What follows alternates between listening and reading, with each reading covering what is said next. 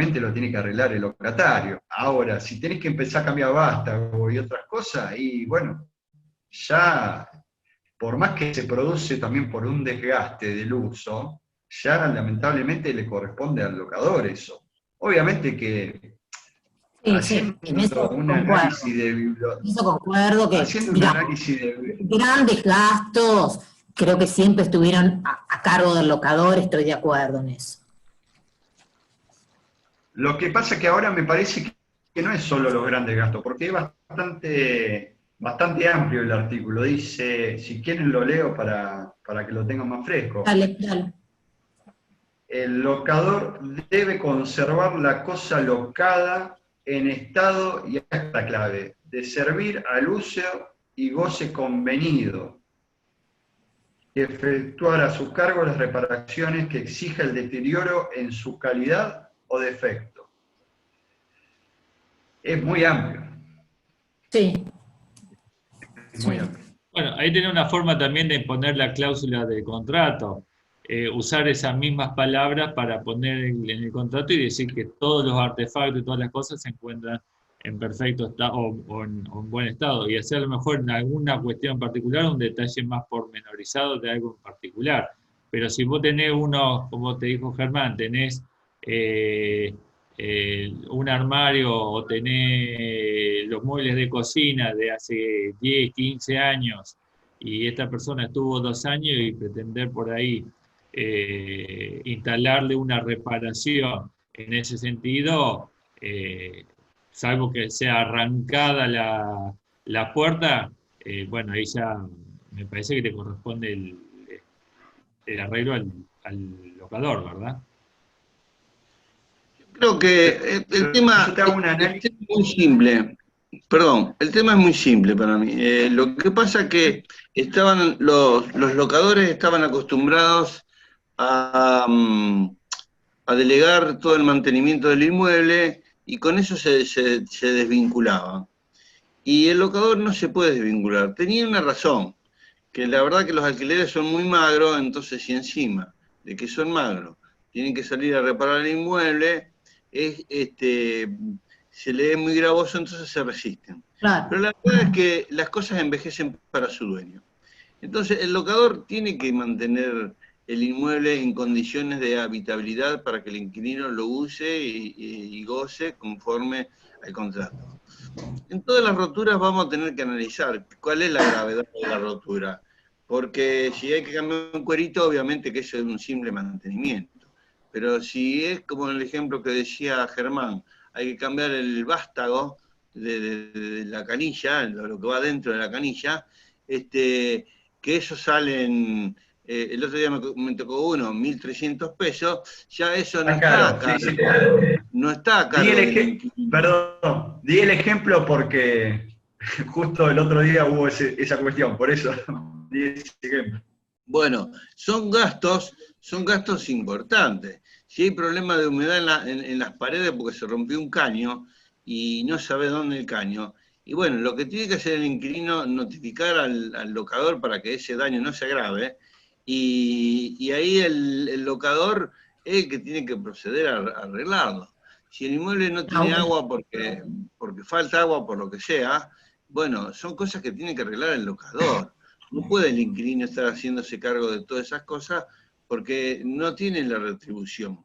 Entonces de ahí lo que la ley establece, con las mejoras urgentes y necesarias, una posibilidad de hacer la costa del locador y con derecho de retención después en el pago de los próximos alquileres. Y bueno, tiene lógica. Todo esto ya estaba respaldado por la jurisprudencia. A mí me tocó una vez un juicio muy minucioso sobre las mejoras y claro, prosperaron la mitad de las cosas, porque muchas cosas consideraban que eran propias del desgaste del inmueble. Me tocó el tema de la pintura, me tocó el tema de los plastificados de los pisos, de las alfombras, el tema de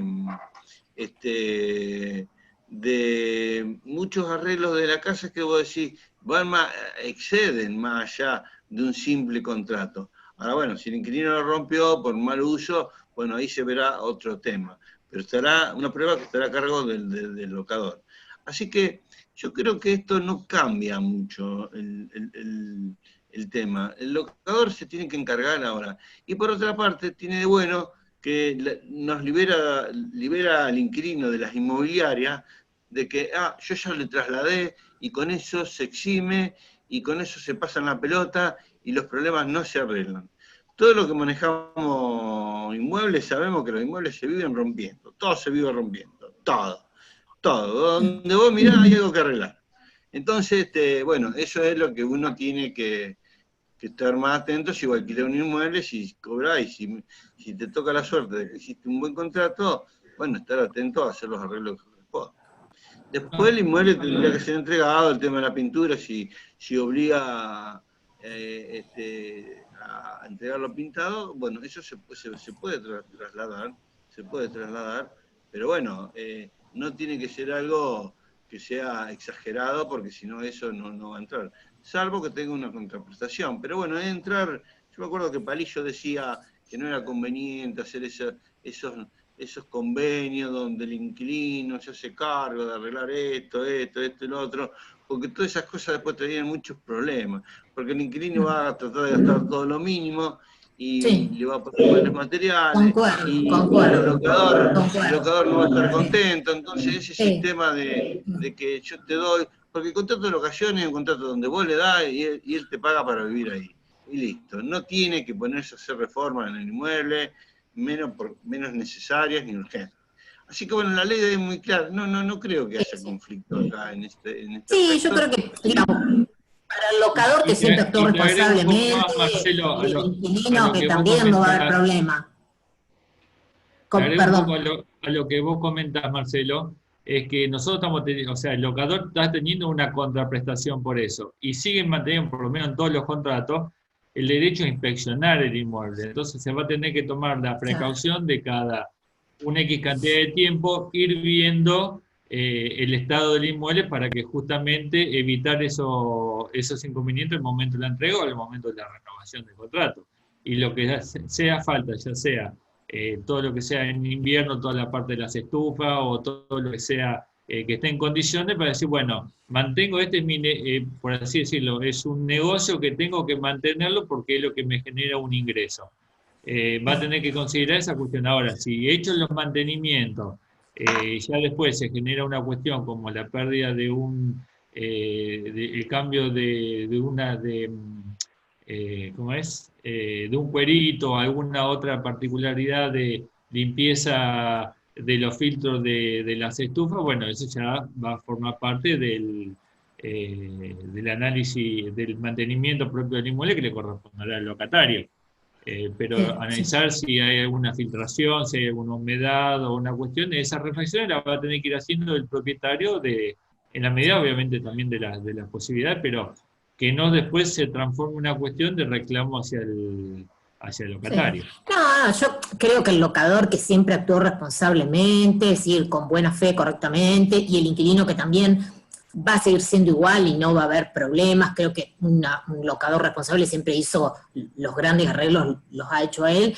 El tema, digamos, que con esto, y si te toca un inquilino que no tiene ni la más mínima buena fe ni nada, y te puede complicar mucho, eso es lo que pienso, ¿no?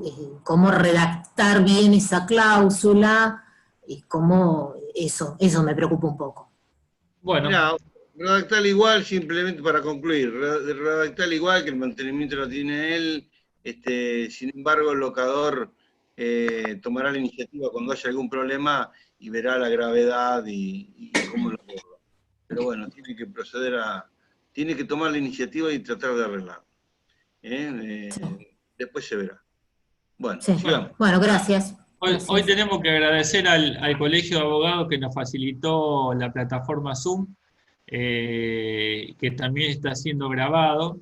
Después definiremos si esta grabación la mantenemos dentro de los miembros del instituto o la subimos a la página del colegio o a YouTube. Fue las opciones que me dejaron. Después lo terminamos de definir. pero por lo menos no vamos a contar con los plazos de los 40 minutos de la versión gratuita, y vamos a poder tener un mayor desarrollo del tema. José, habías levantado la mano para dar una... habilitate para hablar el micrófono y hacer comentarios. No, lo que yo quería decir, que hablando de las cuestiones de mantenimiento, es que a veces es cuestión de prueba, porque no siempre es tan tajante que es siempre a cargo del locador o del locatario. Me tocó un caso, por ejemplo, donde el locatario reclamaba que le reemplacen el calefón, que estaba agotado. Se le mandó por parte del locador un gasista especializado y sugirió el gasista de que estaba siendo mal utilizado el calefón. Entonces es un mal uso, entonces es muy difícil de probar, pero cuando el calefón lo usan a la temperatura máxima posible y después lo mezclan con agua fría, el calefón revienta, como que no tolera. Entonces es un mal uso y es difícil de probar. Entonces el inquilino exigía que le reemplacen el calefón y el gasista consideraba que estaba siendo mal usado. Y esa fue la causa de la rotura. Entonces no siempre es fácil determinar que todas las reparaciones son a cargo del locador. Es cuestión de prueba. Y es difícil. ¿Y cómo terminó? Hola, José. ¿Y cómo terminó? No. Fue difícil de probar. El locador se hizo cargo del reemplazo, pero se le advirtió que lo tendrían que usar de otra manera. Perfecto, gracias. Pero no. Pero el otro tema es cuando el locatario no colabora, es decir, se le puede imponer dentro del contrato la obligación de que colabore en las reparaciones, porque a veces son reparaciones a cargo del locador, el locador quiere entrar con el personal que contrató y el locatario no le queda cómodo los horarios y dice, no, vénganse a las 7, 8 de la noche, que es muy difícil que cualquier trabajador que tenga que hacer un trabajo a las 7, 8 de la noche comience a trabajar a esa hora.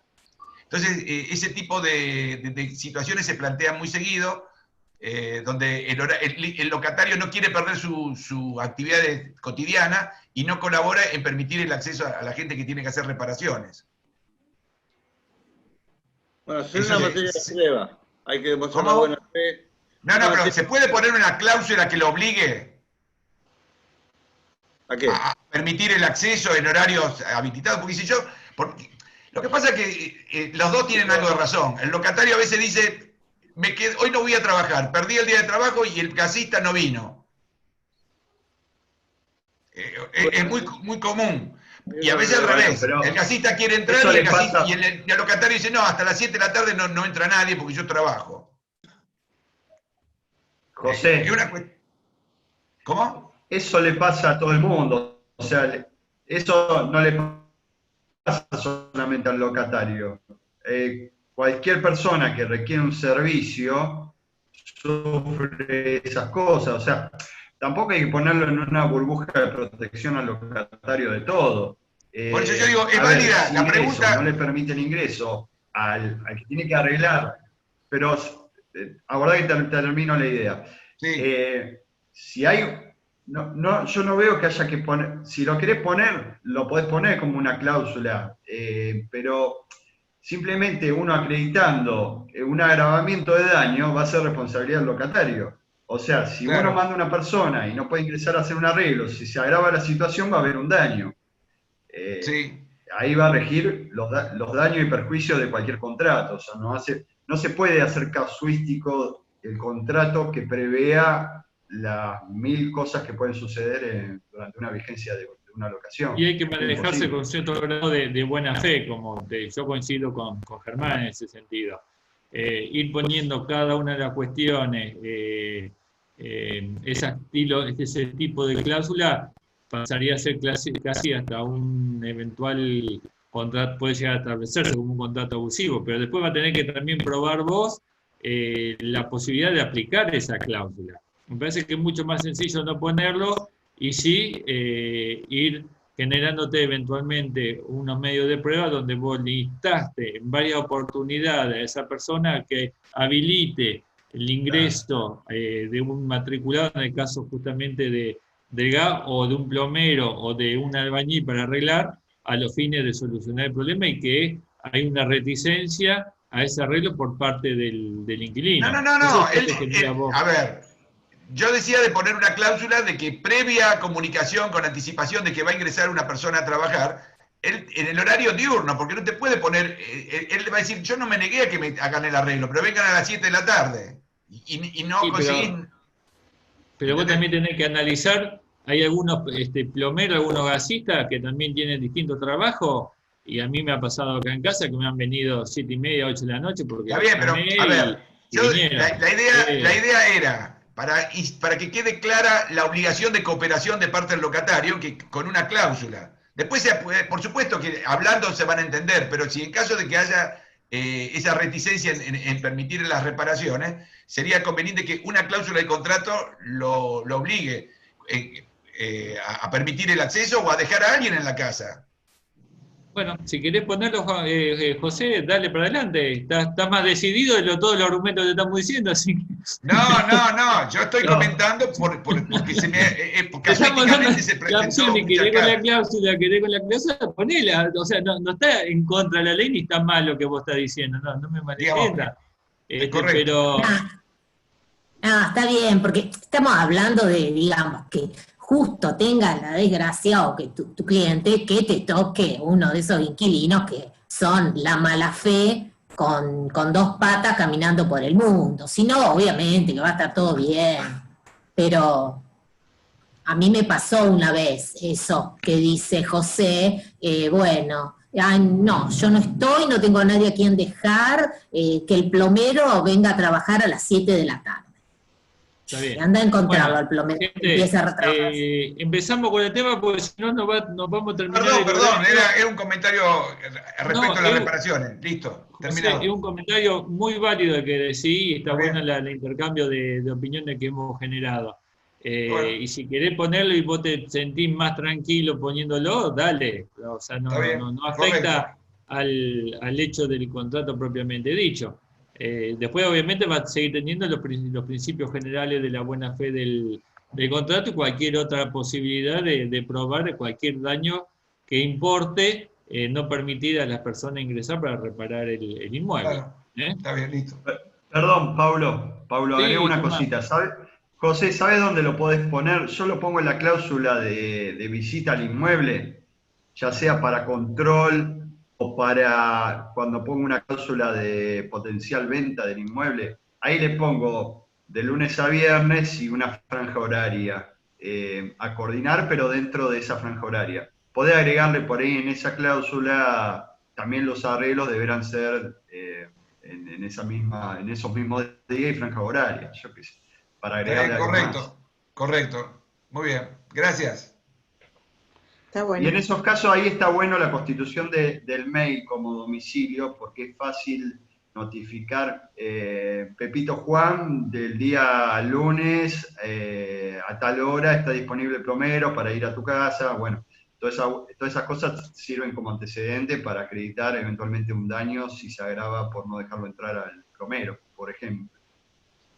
Bueno, como dijimos, como la cláusula del correo electrónico, del domicilio electrónico, no es algo de orden público, bien se puede definir para qué situaciones se puede llegar a utilizar. Entonces, tal vez un medio de prueba, agregando lo que te dice bien Germán, de ponerle un horario, y en esa cláusula, que todos los contratos lo tienen, vos fijar un domicilio electrónico donde le hace comentario que va a ir tal día, tal hora, que tal fue informado por el gasista, por él, que no ha podido concurrir, deberá bla, bla, bla, bla, para que cumpla con el objetivo de ir a reparar la función, y ahí hasta le puede poner, en caso de no permitir eso, usted será responsable de los daños y perjuicios, y haces eco justamente a la última parte del párrafo del artículo donde habla sobre las reparaciones cuando sea culpa del locatario. Sería un medio de prueba donde vos podés el día de mañana haber hecho una notificación válida y haberlo puesto justamente en mora al inquilino o en un incumplimiento propiamente dicho, o en un agravamiento del daño. Bueno, ¿arrancamos? Habíamos quedado en la última oportunidad de tratar el título 2 de la ley, que establece las regulaciones complementarias a las locaciones en su artículo 13, 14 y 15.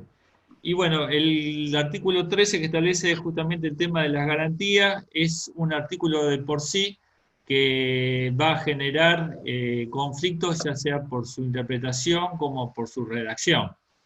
Principalmente cuando establece que, y solamente para las locaciones habitacionales, no para el resto de las locaciones, en la forma inclusive de redacción normativa del articulado. Porque dice, en las locaciones habitacionales, en el caso de requerirse una garantía, es el que el locador deberá proponer el locatario deberá proponer al locador al menos 2 de las siguientes garantías. Y ahí ya se da una pequeña situación que puede dar lugar a ciertas interpretaciones. Porque no lo establece nunca, si bien es de orden público, lo establece en el caso de requerirse una garantía, pero que no establece una situación donde el locatario deberá ser y el locador deberá aceptar solamente una garantía. Es decir, que se puede dar el caso tranquilamente que se requiera más de una garantía, y ahí vamos a estar obviamente ligados a una interpretación judicial sobre si se ofreció más garantía o que solamente se debería establecer una sola. Inclusive cuando hablamos del inciso A, que habla del título de propiedad, ahí incorporamos otro nuevo inconveniente porque tampoco se dice sobre la solvencia de ese inmueble, si está libre de gravámenes, si es un inmueble que está dentro de la provincia, fuera de la provincia, si está reservado a usufructo. Estimo yo que se puede manejar el uso y costumbre, la buena fe, y obviamente estamos analizando que hoy los inmuebles que se ofrecen se establece que no tienen que estar libre de gravámenes el inmueble y sus titulares, como así también no estar sujeto al régimen ganancial, o en su caso tendrán que firmar ambos por ser una vivienda de uso familiar. Eso obviamente va a traer alguna tal vez discusión por el empoderamiento más publicitario que se le está dando a los locatarios que por lo que establece la norma propiamente dicha. Lo que es el aval bancario y el seguro de caución y la garantía de fianza, esto va a estar ligado a la reglamentación que cuando salga lo analizaremos con mayor profundidad, pero todavía no hay nada al dicho. Y después lo que es la garantía personal del locatario, que lo fija al recibo de sueldo o al certificado de ingreso o cualquier otro medio fehaciente, no tiene mucha discusión al respecto, y en el caso de ser más de un locatario se deben sumar ambos. Para este caso que se ofrezca una garantía y el ofrecimiento de 2 por parte del locatario, el locador deberá aceptar una de esas, y en el caso el locador no puede requerir la garantía que supere el equivalente a 5 veces el valor de la locación, salvo que se trate de la garantía del propio locatario, donde puede elevar ese monto de garantía a 10 veces su ingreso. No hay demasiadas cuestiones más que ese conflicto que creo que he analizado y que veremos por ahí la interpretación de la justicia cómo lo puede llegar a dar en el caso concreto. Pero hoy creo que las inmobiliarias pueden solicitar más de un garante y no estarían en contra de la ley, al menos en ese sentido. A mí me gustaría agregar, a ver si. Dale. Me gustaría agregar lo siguiente. Me llama la atención la ligereza intelectual que tiene, es muy muy minucioso el doctor Paulo cuando dice, cuando se pide una garantía. Yo creo que está muy buena la observación porque no deja pasar una coma el doctor Paulo, pero creo que se refiere a cuando se piden garantías. Se piden garantías, entonces ofrece esto. Ahora, lo que habíamos hablado con Paulo la vez pasada entre nosotros era lo siguiente. Entendemos que cuando vienen distintas personas a proponer ser inquilinos y van a traer sus avales, sus garantes. Entonces, nosotros tenemos que ver qué le damos para el caso que nos toque, digo, como abogado, o a los corredores inmobiliarios, qué le damos para utilizar, para no quedar prendidos con ese locatario, porque ¿qué pasa si vienen cuatro personas, y uno trae una de estas garantías, pero otro trae 5 garantías, o trae garantías que son mucho más sólidas, Entonces, ¿qué pasa? Nosotros nos vamos a tener que aceptar al que ofreció la primera garantía. Entonces, habrá que ver qué documentación le damos para no quedar prendido a esa persona. Y después nosotros elegiremos entre las mejores garantías. No quiere decir que porque una persona nos ofrezca una garantía y esa garantía cubra las expectativas de la ley o de la reglamentación que va a salir, nos obliguen necesariamente o fatalmente a contratar con esa persona. Nosotros vamos a elegir al que mejor garantías traiga. Y así, si uno trae 5 garantías laborales que son buenas, todo empleado del Poder Judicial, por ejemplo, o del Poder Legislativo, en fin, sabemos que vamos a cobrar, entonces vamos a tratar de tomar ella. Entonces es muy importante qué documentación damos nosotros o los corredores a los efectos de no verse obligado después a tener que contratar esa garantía si cumple con esa condición, pero nosotros por algún motivo personal no nos gusta esa garantía. Entonces, bueno, eso es lo que queríamos resaltar. Aclarando un poco más lo que dice Marcelo justamente, y pensándolo en voz alta lo que hemos charlado, evitar hacer la famosa reserva del referéndum o la seña, porque ahí ya estaría casi hasta un principio de obligatoriedad y saldría la posibilidad de un reclamo de daño precontractual. Sí, tal vez lo que se nos ocurrió, cada uno obviamente puede tener su propia idea, pero la tiramos dentro del grupo, es la posibilidad de cuando le ofrecen esas garantías, hacer solamente un escrito en virtud del análisis de las garantías a los fines de una locación, o para ser salidos como, para ser ofrecidos en una locación. Entonces, el servicio que estaría prestando aquella persona que va a alocar un inmueble es hacer la averiguación, estaría circunscrito al servicio del análisis de las garantías propiamente dicho, sin vincularla a ningún contrato de locación específico o a un inmueble específico. Es una opción sujeta obviamente a la decisión de cada uno. Sí, Marcelo, quería hacer ese análisis que habíamos charlado personalmente. Sí, concluiste muy bien todo lo que habíamos hablado, así que creo que ahí ya está bien. No sé si alguno tiene alguna inquietud. Dale, Germán. No, no es una inquietud, sino es una... No, después de vos, levantó la mano Juan José. Sí, Germán, dale. Bueno,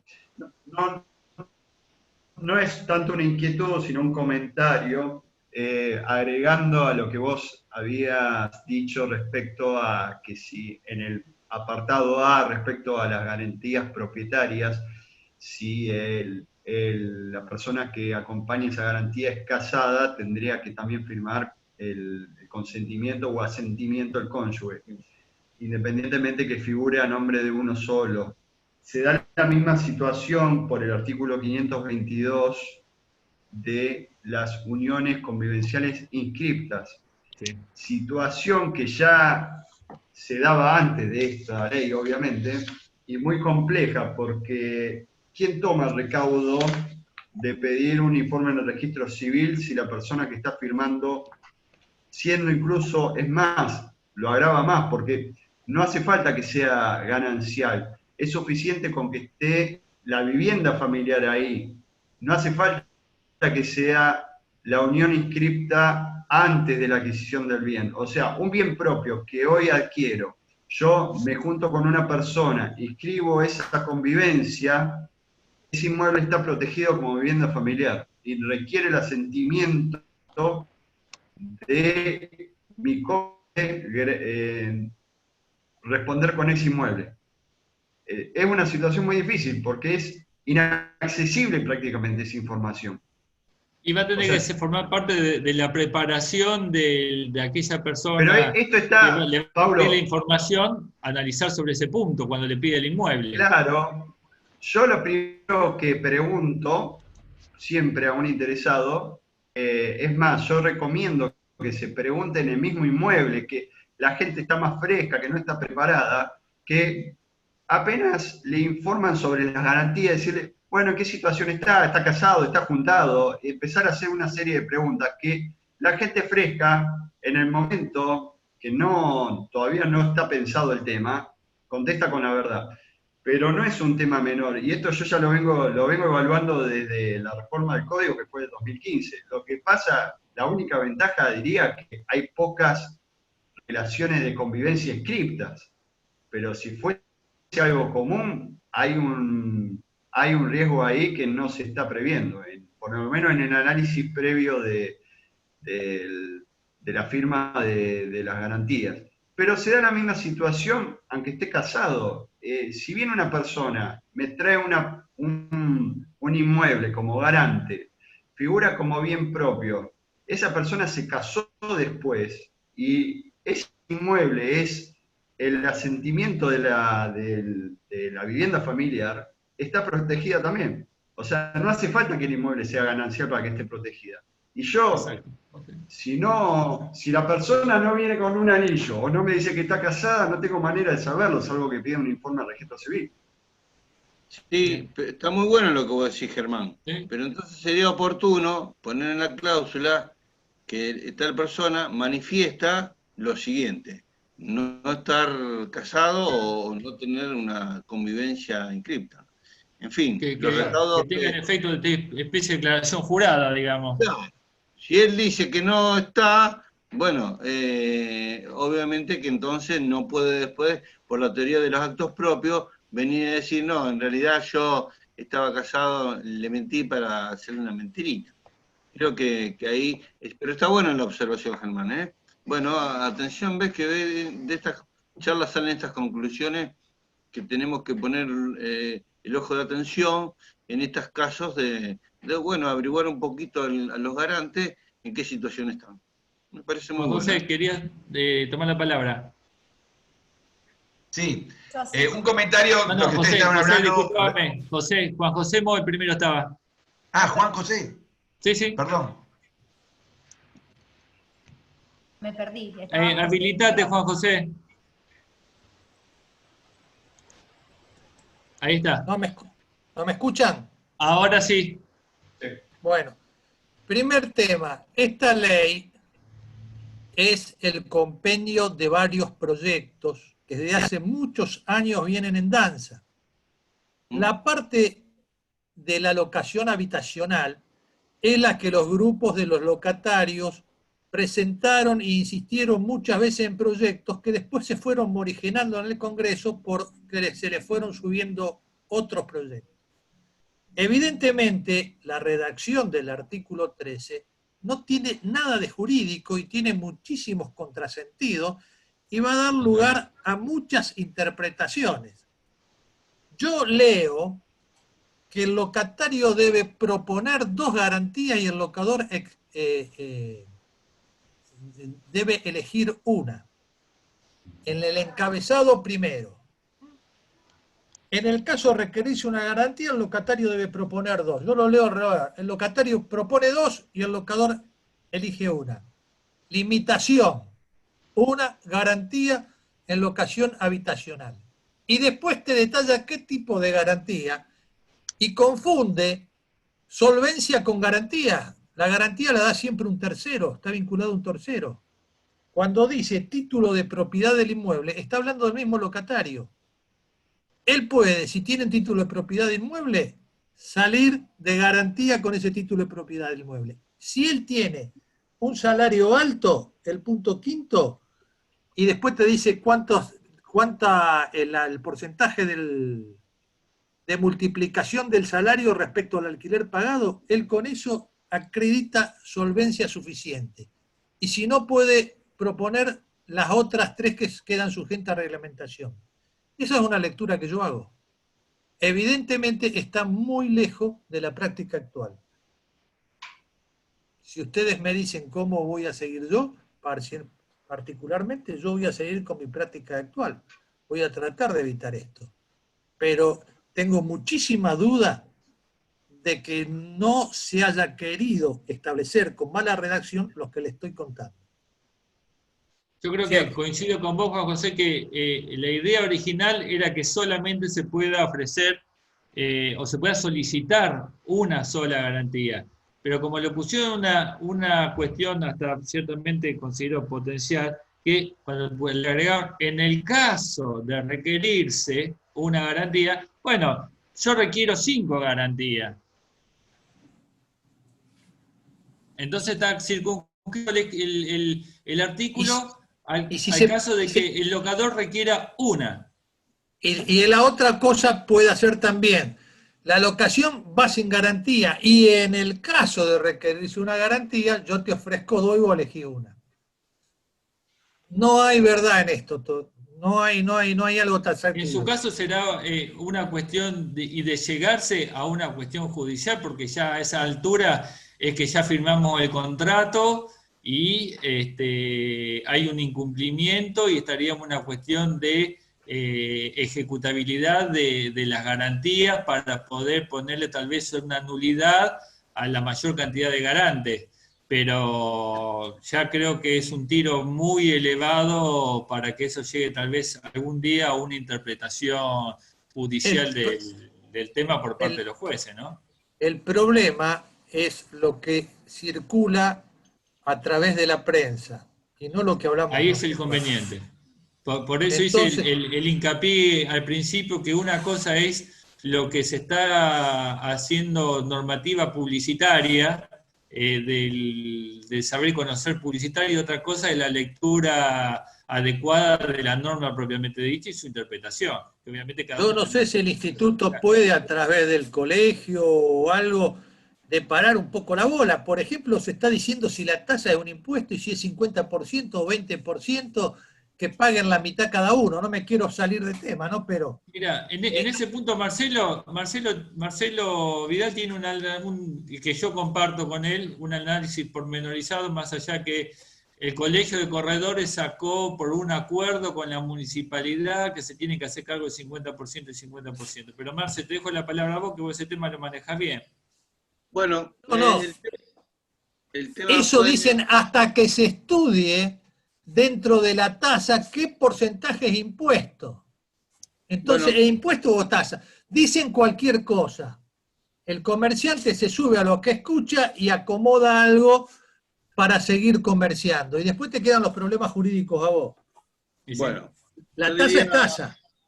Juanjo, yo diría, nosotros, es verdad lo que vos decís, y avalo lo que vos decís porque tiene mucha lógica, pero nosotros no tenemos que guiar por criterios jurídicos. La prensa va a decir cualquier cosa. 1. 2.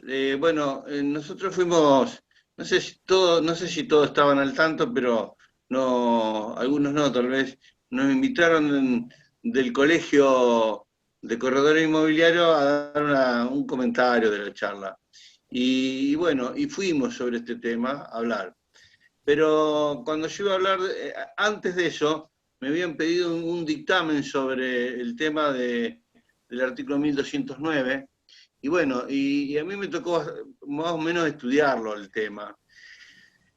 Por supuesto que hay una definición genérica que podemos decir como gravamen, todo lo que grava un inmueble, que va desde los impuestos, tasa, gravamen, expensa, en fin, todo lo que presiona a un inmueble que tiene que pagar, o a la persona que habita en el inmueble, en realidad.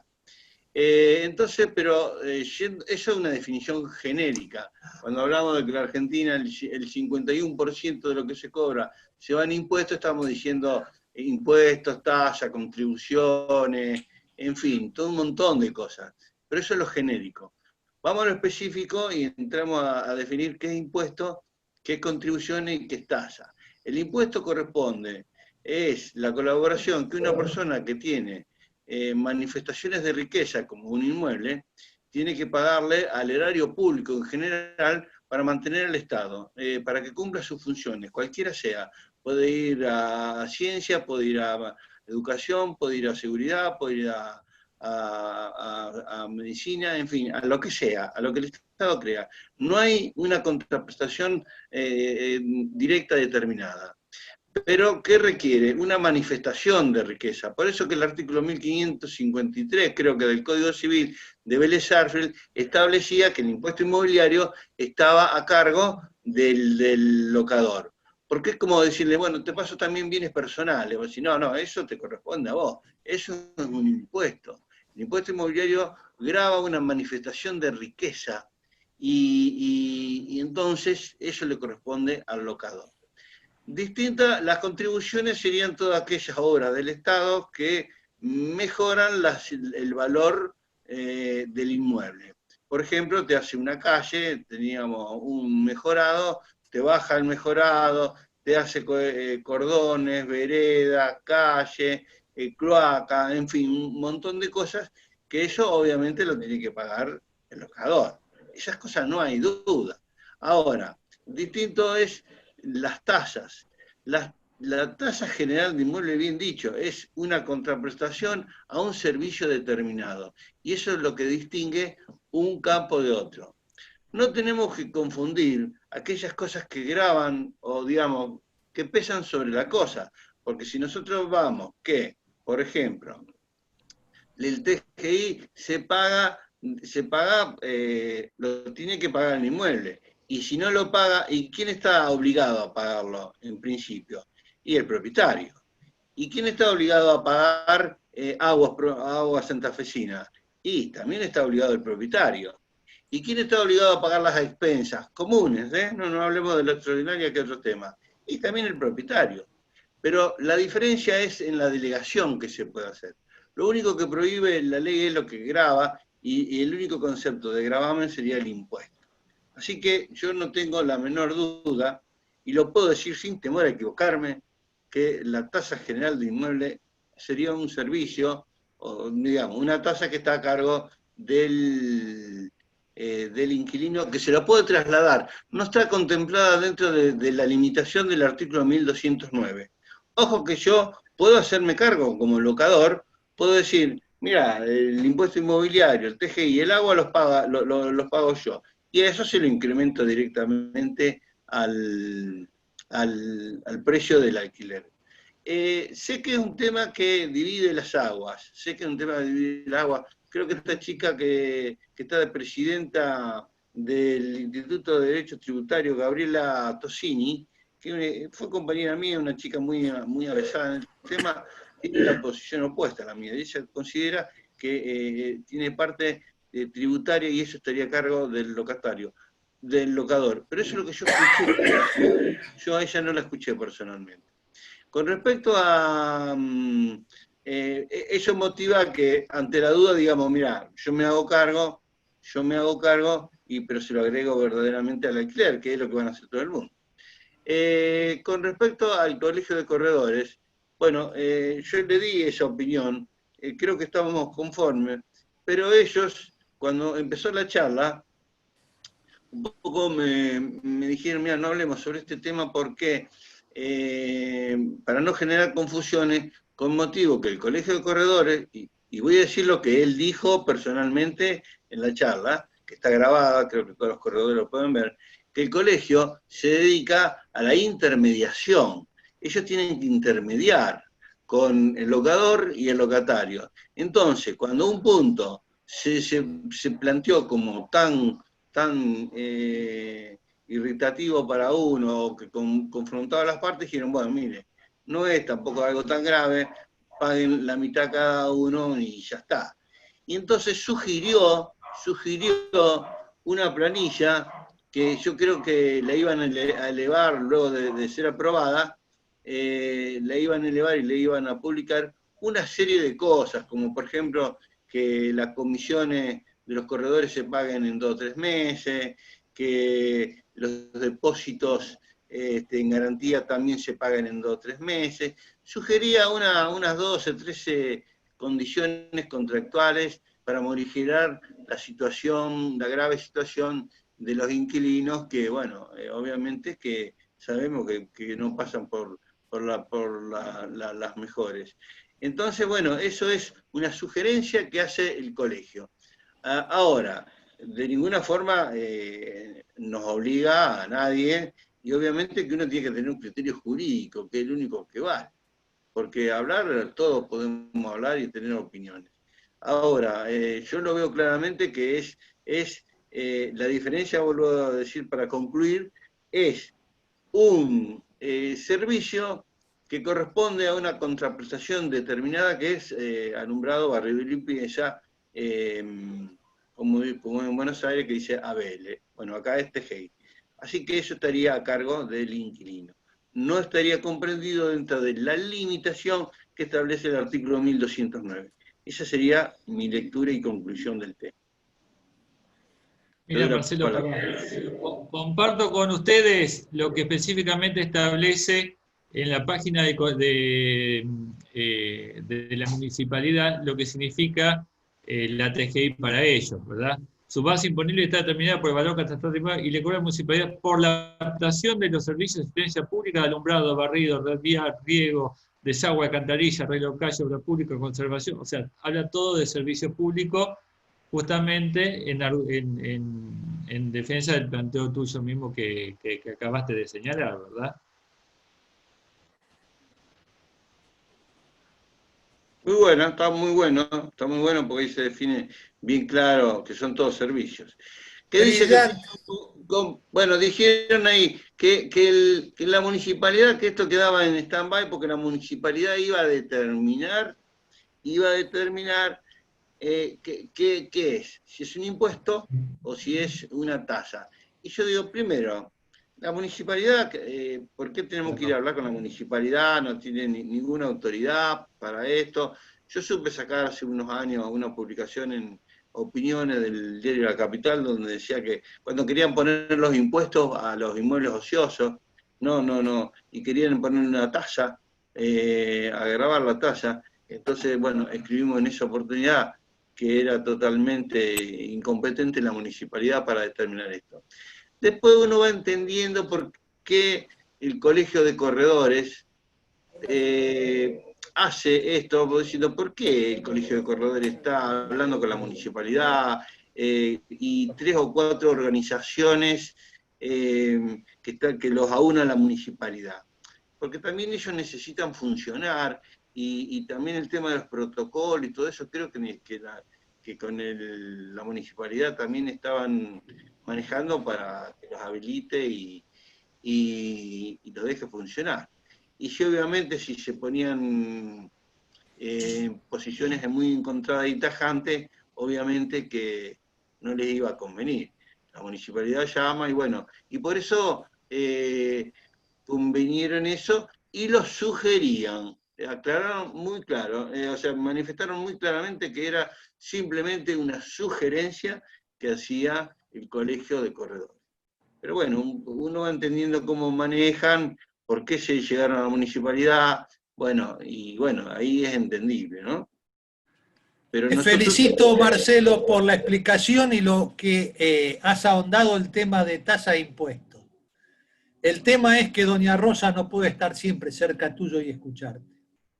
Y doña Rosa es la que alquila, habitacionalmente. Y es la que escucha. Walter, quería hacer un comentario, vos levantaste la mano. Sí, buenos días. Mirá, yo con Gabriela Tosini hice el posgrado de Derecho Tributario hace ya unos cuantos años. Y lo que vamos a encontrar, inclusive yo el año pasado me derivó un caso que lo terminé ganando ahí en Comuna de San Jorge, preparado entre los dos, y era por, respecto a la tasa, lo que planteamos era la naturaleza jurídica y la efectiva prestación del servicio. Casi todos los fallos que vas a encontrar de Corte Nacional, de Corte Provincial y de las distintas Cortes Supremas es por la efectiva prestación de servicio. Es lo que te cobra la municipalidad por un mayor valor que adquiere el inmueble a raíz del servicio que te está prestando. Barrido, alumbrado, limpieza. Hay varios esto en jurisprudencia de la Corte de Santa Fe y de la Nacional, bueno, son cientos. Todos por eso, nada más por la naturaleza jurídica y la efectiva prestación de servicio. Nada más que eso. Coincido con vos, toda la naturaleza jurídica de la fallo de la Corte Suprema se menciona la debida y efectiva prestación del servicio. Me tocó participar en un tema de Gabriela Tosini hace un año y medio atrás y preparado por ella y bueno, era justamente por eso, nada más que por eso. Se ganó contra Comuna de las Bandurrias. Seguimos con el análisis de la ley. Cuando hablamos de los ajustes en los contratos de locación, cualquiera sea su destino, bueno, está aceptado, y en los contratos destinados habitacional sale un poco de lo que ya había aceptado la jurisprudencia, en el sentido de que tenía que establecer la jurisprudencia, digamos, establecer los alquileres escalonados. Y salió con el tema de, bueno, establecer un solo alquiler que se va a ir indexando y fijando mensualmente con el ajuste de las variaciones mensuales del precio, de la variación, ¿no? Del índice conformado en partes iguales por el índice de precio consumidor y por la remuneración imponible promedio de los trabajadores estatales. Eso veremos cómo se va analizando y cuáles son los índices que se establecen a la realidad de la inflación. No me parece que no tenga más análisis de lo que ya hemos analizado. Más allá de que también es una cláusula de orden público. Otro tema no menor es el tema del artículo que le sigue, que es la consignación del canon locativo en caso de que el locador se rehúse a... Sí, Juan José. Ahí hay un problema que es con la publicidad de los índices que salen vencidos y el alquiler que se paga por adelantado. Es decir, vos vas a tener que en el periodo anual de ajuste, suponete que venza en julio, el índice va a estar el 15 de agosto, pero vos tenés que cobrar el alquiler del 1 al 10. Y la mayoría de las inmobiliarias que trabajan con los cobros de alquileres, trabajan con sistemas bancarizados. Entonces, no van a tener el alquiler para poder producirlo. Creo que la respuesta a esto la da cuando podíamos trabajar con indexación, con la ley 23.091, que es que aplicábamos no el último índice, sino el penúltimo. Es decir, establecíamos que el ajuste anual del alquiler a pagarse agosto no se iba a tener en consideración el índice de julio, sino el de junio, corrido 12 meses para atrás. Consecuentemente, si vos tenés el de junio, se publica el día 10, 15 de junio, y vas a tener 10, 15 días para conocerlo, hacérselo saber al locatario y poder producir tu aviso de vencimiento de agosto. Bien. ¿Sí? ¿Se entiende? Sí. Bueno. Perdón, Pablo. Por ahí, buena idea la que está dando Juan José. Por ahí habría que poner en el contrato que se va a ajustar, por ejemplo, si vence en julio, con el índice publicado en junio, que es el último vigente conocido previo al... Junio se actualiza con mayo. Tenés que dejar un mes libre. Por eso digo, a ver, junio se va a actualizar con mayo, pero supongamos que el contrato, el año se cumple a fin de junio, entonces el nuevo precio se va a dar en julio. Entonces, en ese caso, para poder tener el valor los primeros días de julio, hay que aplicar el publicado en junio. Pues si yo voy a esperar a que se publique en julio... El publicado en junio, que es el de mayo, ¿está bien? Claro, eso es lo que yo digo, que es una situación interesante para que aclararlo de esa manera en el contrato. Bien. Lo que es la consignación, bueno, aquel que se rehúse a cobrar, y acá hay que tener, me parece, en consideración algunos detalles. En caso que el locador se rehúse a cobrar el alquiler, el locatario deberá intimarlo, y esto es una cuestión, una práctica que vamos a tener, van a tener que tener aquellas personas que alquilen o aquellas personas que quieran cancelar el alquiler en debida forma, que deben intimarlo por 40 horas justamente a que él reciba ese dinero. Si pasado ese plazo, el locatario, en caso negativa, o silencio del locador, el locatario tiene un plazo, porque dice dentro de los 3 días hábiles al siguiente al vencimiento del plazo de la notificación, debe proceder a la consignación judicial del monto dado o el cheque cancelatorio. Es decir, acá tenemos 2 plazos puntuales que habrá que tener en cuenta, y es, 1, porque va a ser también a que la consignación sea válida de por sí, propiamente dicha.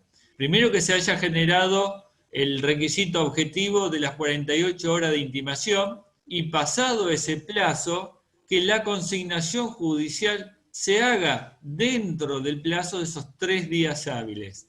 Porque si no lo hace dentro y ya es extemporáneo, se puede llegar a considerar de que la consignación fue mal hecha. O a lo mejor se puede llegar a plantear en ese sentido. Y sabemos que la jurisprudencia en materia de consignaciones judiciales son bastante restrictivas en cuanto al cumplimiento de las formas de esa consignación. Con lo cual, me parece como elemento a tener en cuenta el cumplimiento restrictivo de estos 2 requisitos objetivos, que son la notificación por 48 horas, y pasadas esas 48 horas, dentro de esos 3 días hábiles siguientes, proceder o a la consignación o a la obtención de ese cheque cancelatorio, como elemento a considerarlo. Y después, bueno, el artículo que le sigue, que es el 16, que es, estimamos, el de mayor conflictividad para los locadores, es que los contratos de alquiler deben ser, y acá no hace ninguna distinción en habitacional o común, sino todos aquellos contratos de locación que deben ser denunciados, declarados ante la AFIP, inclusive aquellos que están en vigencia en la actualidad, y deben ser declarados por el propio locador, como así también la posibilidad que lo hagan los mismos locatarios. Como elemento que puede llegar a ser, considerarse como una obstrucción al juicio o que puede llegar a generar demoras en los juicios de desalojo, es que el juez deberá, previo inclusive al correr traslado de la demanda, deberá informar a la AFIP a los fines de que tome intervención en el juicio de desalojo, para tomar conocimiento si ese contrato fue o no declarado ante la AFIP. Con lo cual podría ser una cuestión de demorar más aún los juicios de desalojo, que dentro de todo, con el nuevo sistema de oralidad, tenían una duración y si todo andaba bien, de 3 a 6 meses, con lo cual, bueno, había disminuido mucho los plazos de lo que habitualmente se estaban dando. Eso como elementos puntuales de este caso concreto y que, bueno, trae bastante dolor de cabeza a aquellos locadores que tienen más de 3 inmuebles o inclusive más de 5, ya que más de 3 pasaría a ser responsable inscripto, salvo que tengan alguna otra actividad. Y en el caso de tener 5 inmuebles o más, ya a su vez deberían agregarle el tema de lo que es los ingresos brutos. Y ya como para finalizar, otro punto a tener en cuenta, bueno, está todo el tema del Programa Nacional del Alquiler Social. Pablo, perdóname, si me permitís, me gustaría agregar que justo este es un artículo que creo que es el que más inconveniente trae, porque todo lo demás en realidad es arreglar entre las partes, y algunos, y muchos de los artículos vienen por fallos que ya se han dictado, por a veces abusos de los locadores que no querían hacer ningún tipo de arreglo, o el caso de que no aceptar el monto, o no aceptar, se refiere a la consignación del monto cuando, por ejemplo, vos no querés pagarle, le querés deducir expensas que considerás extraordinaria, o gastos que sean urgentes y necesarios, entonces ahí es donde se da lugar a la consignación. O la consignación de llave porque el tema de los daños y perjuicios que hay en el inmueble, o todo eso un poco ya estaba dirimido por la jurisprudencia, y eso no había graves problemas, pero esto sí trae un grave problema, porque la persona que pasa, porque tiene más de 3 actividades, pasa a ser responsable inscripto, obviamente que lo van a agravar con un 30% más como responsable inscripto. ¿Y eso a quién lo va a pasar el locador? Se lo va a pasar al inquilino en la primera de cambio, porque un costo que lo tiene que trasladar. Y entonces ahí es donde nos encontramos que no beneficia ni al locador ni al inquilino. Pero sí vemos un poco cuál es el sentido de la ley. En realidad, el Estado siempre que dicte una ley no deja pasar oportunidad para generar un beneficio particular. Y al final tenemos que las TGI cada vez están más caras. Bueno, el impuesto inmobiliario no ha subido, pero en general han subido todas las demás cosas. Y ahora esto, entonces todo el Estado quiere dar una idea de que vamos a buscar un punto de encuentro común, pero en verdad está dictando normas que agravan la situación de los inquilinos y de las partes en general.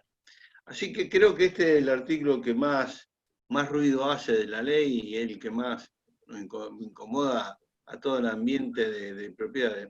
Si vos me contaba alguien que tenía una experiencia en Estados Unidos, que allá se apoyaba mucho al propietario que invierte en inmuebles para alquilar, porque de alguna forma es una persona, un altruista, que invierte dinero para que otros vivan. Todos sabemos que hoy las rentas que están dando las propiedades son muy magras, un 2% anual.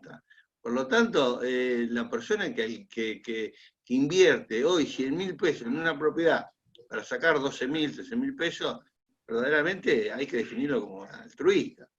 Pero no, el Estado lo considera como una persona que tiene sólidas rentas y lo grava y agrava la situación.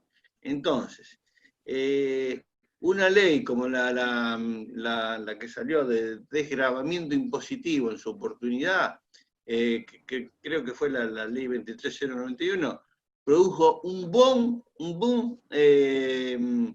inmobiliario de construcciones, y se dijo que Rosario era la segunda ciudad donde más se construía. ¿Qué mejor que eso?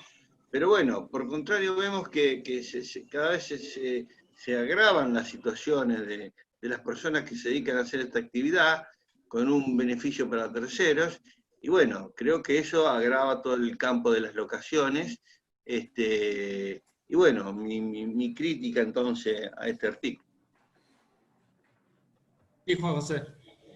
Pablo, vos dijiste que el artículo 16, que habla de declarar los contratos entre la AFIP, es aún de los contratos vigentes. Sí. Lo dice la ley. Lo dice la ley.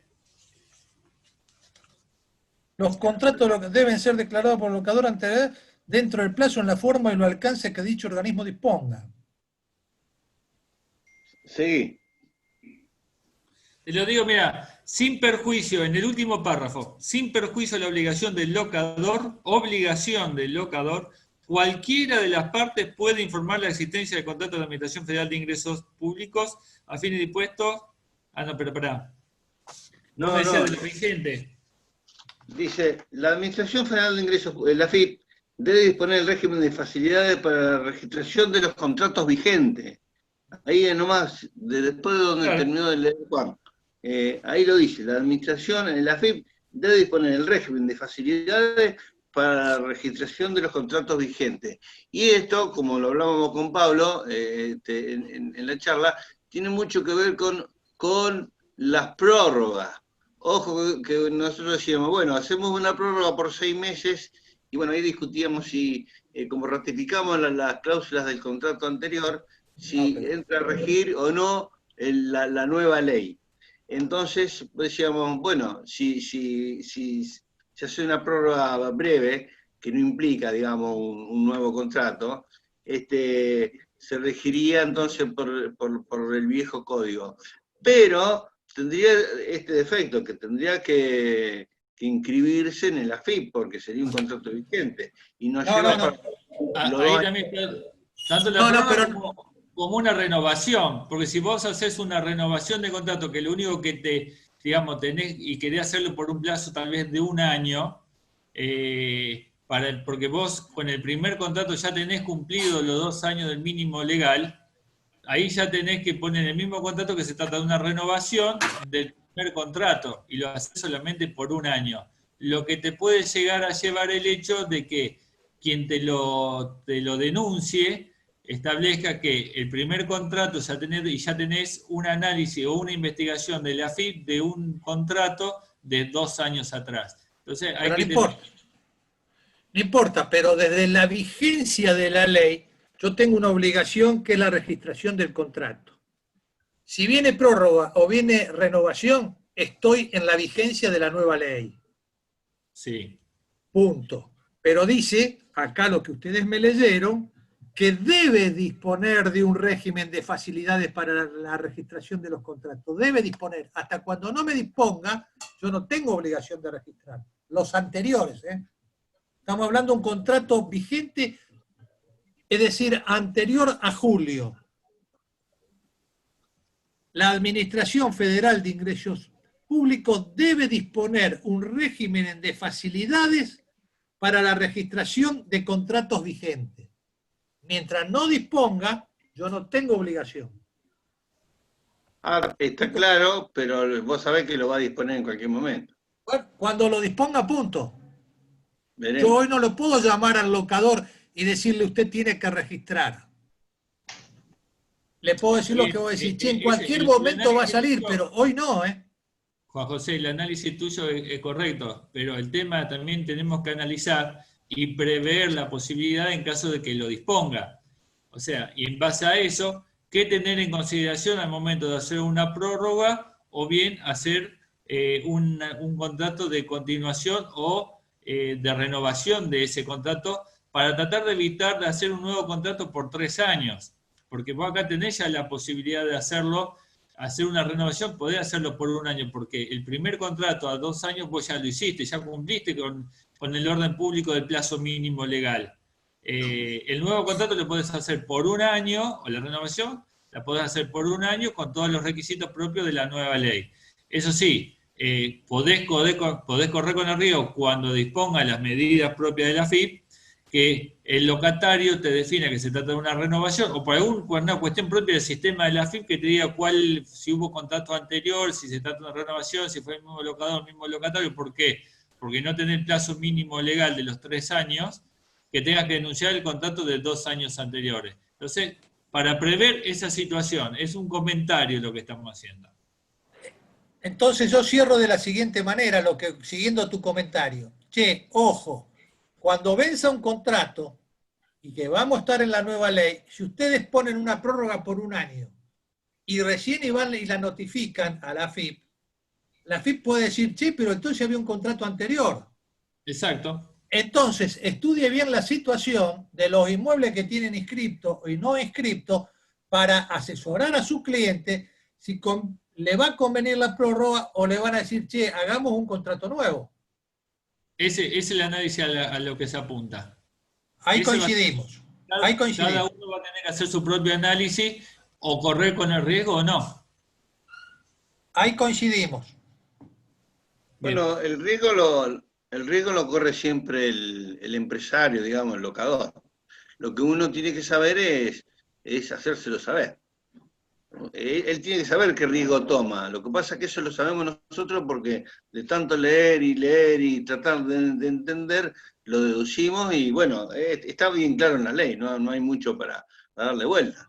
Pero la gente no lee la ley así, renglón por renglón. Entonces nosotros que sí lo vemos, tenemos que estar atentos para decirlo. ¿Quiere hacer una prórroga por un año? Sí, ojo, esto. La otra es hacer un contrato por 3 años y olvidarte de lo pasado. Que a veces puede ser contratos que vienen de hace 10 años. Bueno, ese es otro tema. Pero bueno, nosotros tenemos que asesorar a la gente sobre los riesgos que tienen. Porque inclusive, fíjense una cosa, que puede pasar que una persona al inmueble lo tenga denunciado como bienes personales. Uno.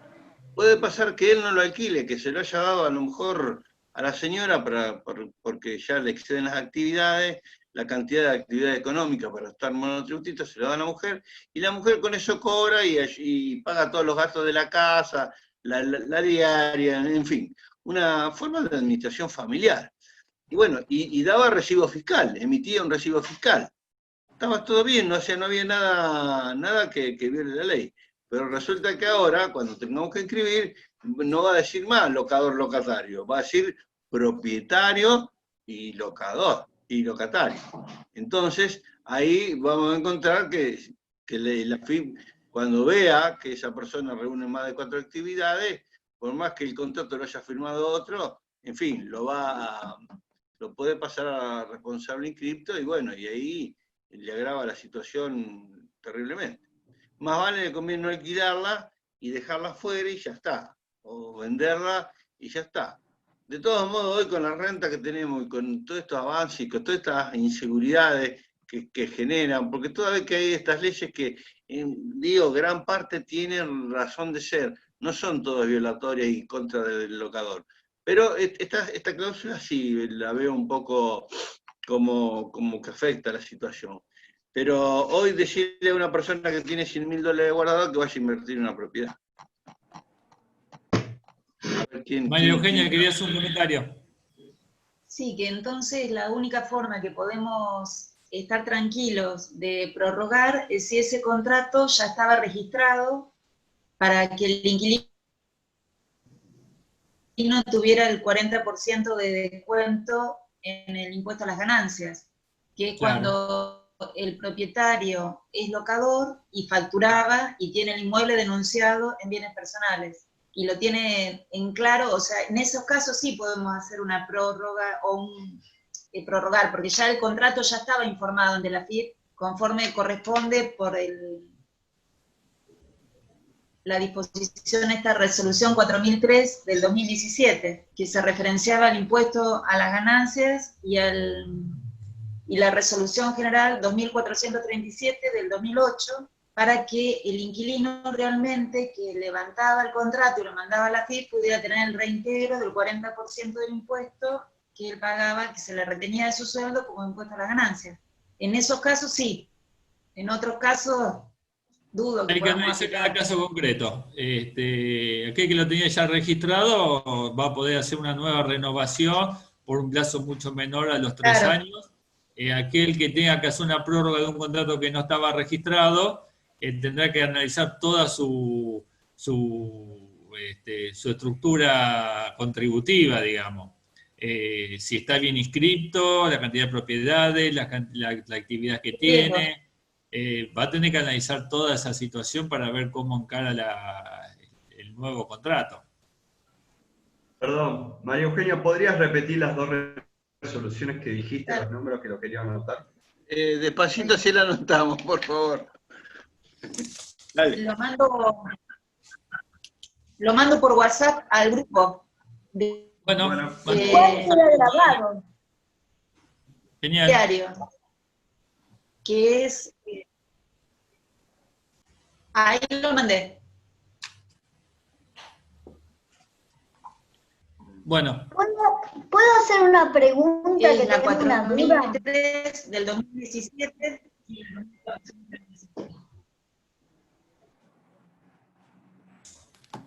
Ahí veo que las mandaste, Eugenia, la 4003 del 2017 y la 2437 del 2008. Gracias, María Eugenia. Gracias. Bueno, seguimos con el Programa Nacional de Alquiler Social. Podría haber sido analizado a través de incentivos impositivos para las empresas constructoras, que justamente también es lo que señalaba Marcelo, y que fue analizado en la 23091, que impulsaba realmente la construcción de viviendas sociales. Y esta ley no la ha tenido en cuenta. Después, por último, el título cuarto, que son los métodos alternativos de resolución de conflictos. Analiza la posibilidad de hacerlo de la forma más económico, en algunos casos gratuito o muy bajo costo, y lo deja librado obviamente a cada jurisdicción y a cada provincia. En el caso nuestro, ya esta situación fue prevista en la 13, no recuerdo cómo se llama, en la Ley de Mediación Prejudicial Obligatoria, la 13051, donde específicamente señala que a los fines del desalojo es optativo para el requirente que inicia la acción, iniciar el trámite de mediación prejudicial obligatorio o directamente iniciar la acción de desalojo propiamente dicha. Con lo cual, bueno, estos son todos los temas que el tema de la iniciación, de la entrada en vigencia de la ley, ya lo hemos analizado en la última reunión, con lo cual, bueno, estos han sido todos los temas que trata la ley, y creo que lo hemos analizado con bastante profundidad y con bastante casuística para todo lo que es su interpretación. Si alguno tiene alguna pregunta, nos quedan unos minutos todavía para terminar. Sí, Gloria. A mí me surge la duda. Supongamos que el propietario del inmueble, la cuestión de la FIP, el propietario del inmueble falleció. El heredero hizo la declaratoria solamente, pero no inscribió el inmueble a su nombre. En ese caso, si quiere ser locador, ¿qué sucedería? No, pero si en el inmueble hay una sucesión, en realidad la sucesión sería la locadora. Tendría que designar un administrador provisorio, el contador le tendría que sacar un quit a la sucesión, porque hay veces que hay sucesiones que tienen muchos bienes, y digamos, tienen un periodo muy largo de vida, no es algo que en un año la terminan, y entonces, o hay intereses que no se puede todavía llegar a la partición para que termine, entonces el AFIP le da un número de quit, se llama sucesión García, número de quit tal, y el administrador tendría que celebrar, y bueno, le va a caer todo el sistema, digamos, fiscal tributario, de acuerdo como cualquier persona. Pero en el caso, por ejemplo, que sea el único heredero y el único inmueble que entra en la sucesión. Bueno, el heredero entra en posesión en el inmueble del mismo momento del fallecimiento del causante. Él puede denunciarlo. Él puede hacer el contrato porque está en posesión del inmueble. No hay ningún inconveniente. Ahora, tendrá que ver con su contador cómo denuncia ganancias, cómo denuncia bienes personales, cuándo corresponde denunciarlo. Eso ya es un tema muy contable. Es un tema muy contable. Pero... Y también del sistema propio de la FIP, si te dice el titular registral y te pide el quit del titular registral, y esa persona falleció, tendrá que habilitar el quit, iniciarle el trámite sucesorio y sacarle el quit a la sucesión propiamente dicha. Pero hay que ver el sistema qué requisitos pide, porque todavía no está en vigencia, en funcionamiento. Sí, no sé quién levantó la mano. Si me permitís, para contestarle a Gloria, pero previamente a la respuesta a Gloria, quería aclarar dos cositas. Uno, el tema de las tasas. A ver, estamos analizando una ley nacional, con lo cual que el municipio de Rosario diga si su TGI encuadra como tasa o impuesto,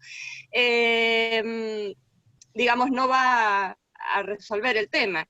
Además, el municipio de Rosario no creo que se arriesgue a decir que es un impuesto, porque iría en contra de una norma fundamental que es nuestra Constitución, pero entonces no puede. Este tema viene de trabajo sobre justamente la potestad tributaria municipal, muy vinculado al tema de autonomía para el establecimiento de impuestos. Bueno, ese es un aspecto. El otro aspecto que detenidamente escuché y comparto desde mi perspectiva tributarista es que tiene incidencia la posibilidad de que quede excluido del monotributo, pero en la parte de ingresos brutos quiero aclarar que el tema de alquilar más de 5 inmuebles solamente haría cambiar la situación para el caso de sujetos que no sean empresa, porque quien reviste el carácter de empresa ya está,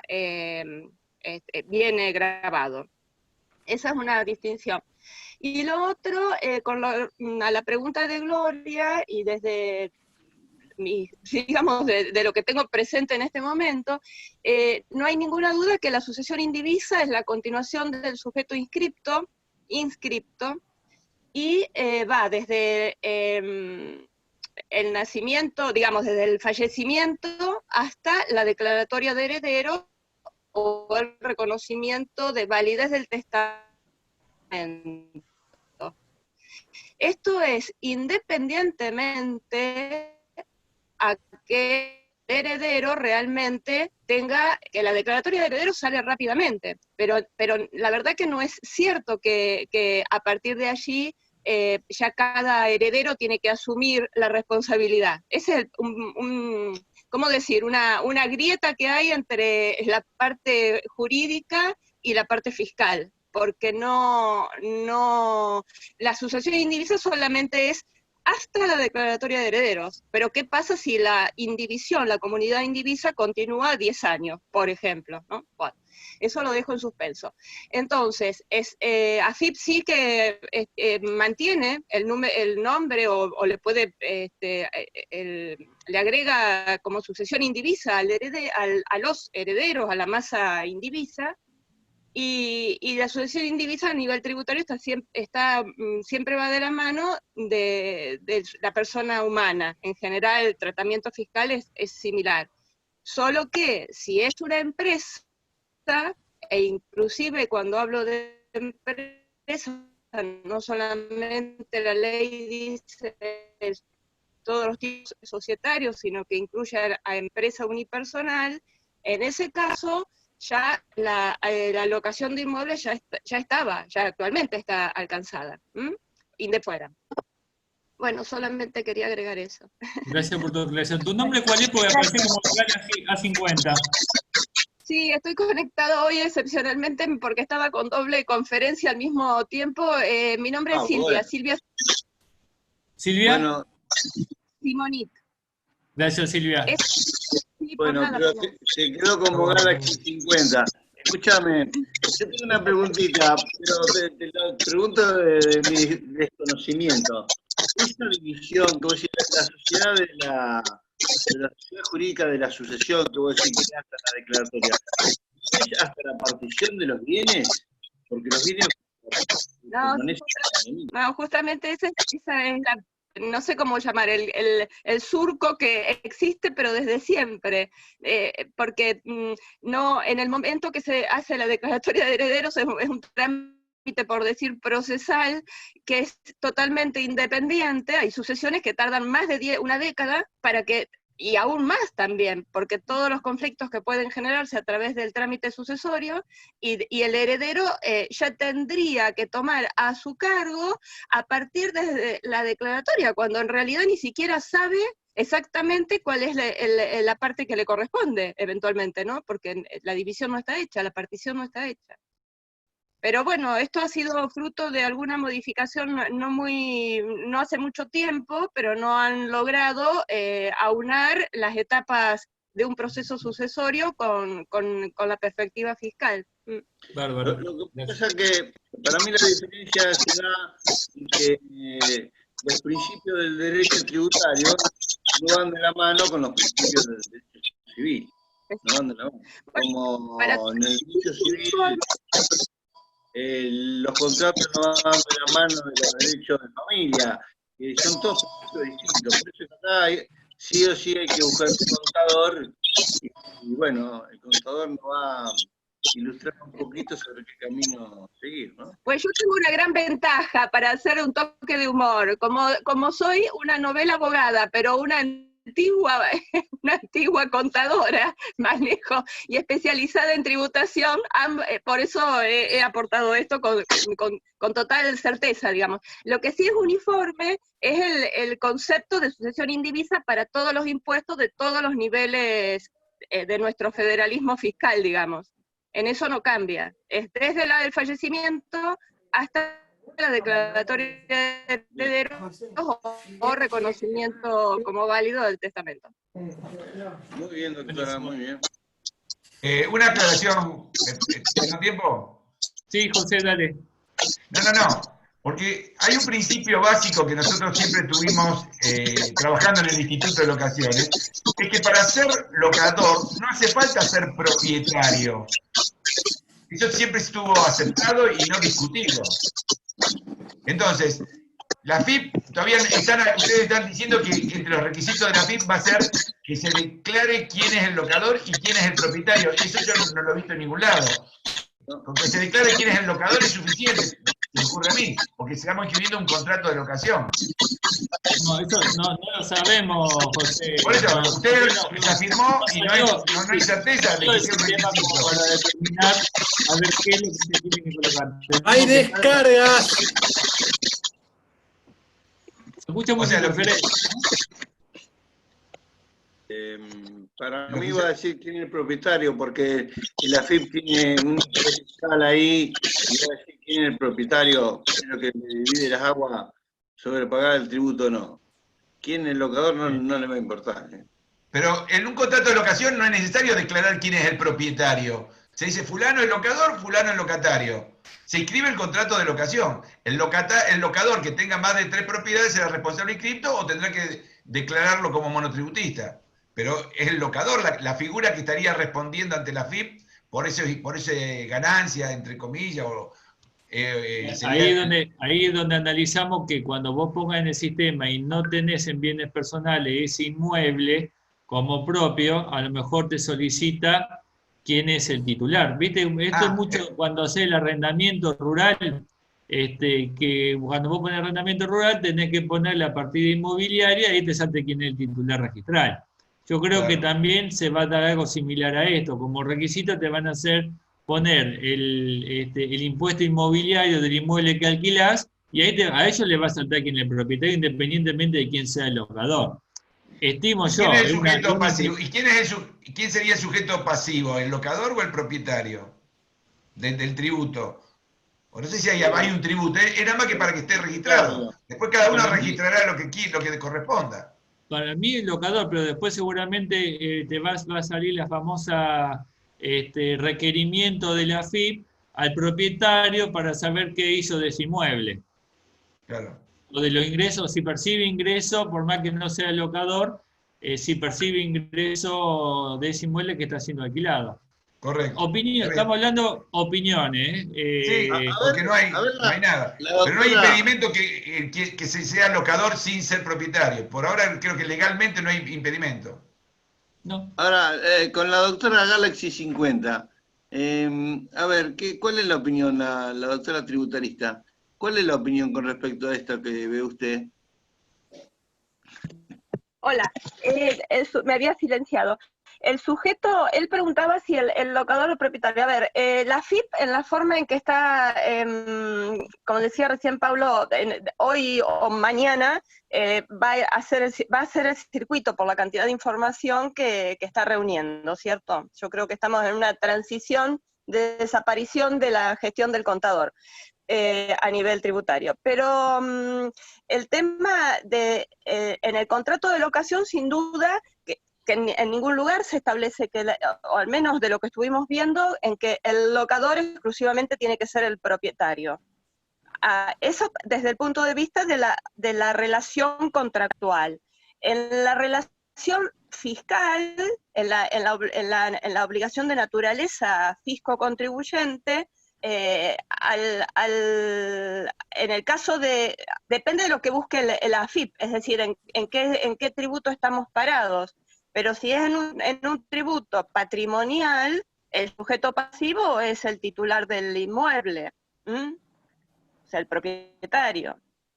Independientemente que el propietario lo destine a un contrato de locación, de comodato, etcétera, de leasing. Bien. Creo, igual Gracias, todo, sí, todo hay que analizarlo con toda la normativa, integrar todas las normas y ver o sea, hoy, en este momento surge esta situación, pero digamos, el propietario puede darle distintos destinos, y la FIP, al tener un contrato, o sea, a ver, al declararse un contrato puede pedir distintas información para cruzar con la situación tributaria del contribuyente. Y a partir de allí puede generar dispositivos, digamos, de perseguir para un impuesto u otro cuál es la situación. Yo hice el ejemplo en virtud de lo que me ha tocado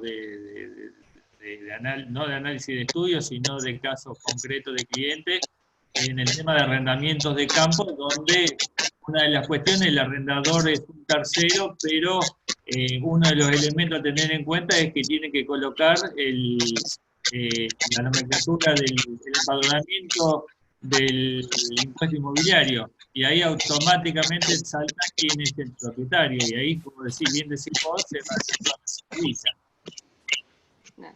Claro.